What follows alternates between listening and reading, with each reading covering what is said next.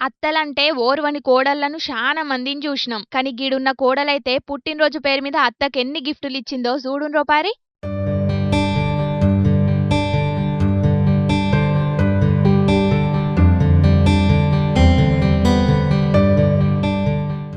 చూసిండ్రు గదా. ముందుగాలనైతే అత్త ఎల్లకాలం ముత్తైదువు లెక్క సల్లగుండాలని పసుపు, కుంకుమ, పట్టు చీరను పెట్టింది.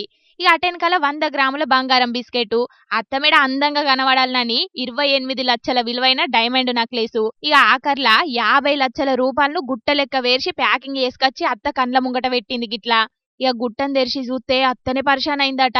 మొత్తం ₹1,00,00,000 విలువైన గిఫ్టులిచ్చి అత్తను సర్ప్రైజ్ చేసింది కోనసీమ జిల్లా రాజోలు కాడున్న గీ కోడలి పిల్ల. 2 ఏండ్ల కింద గీళ్ళ కొడుకుని లగ్గం చేసుకున్నదట గీమె. ఇక అప్పటికెంచి గీమెను సొంత బిడ్డ లెక్కనే మస్తు పాయిరంగా చూసుకుంటున్నారట అత్తగారోళ్ళు.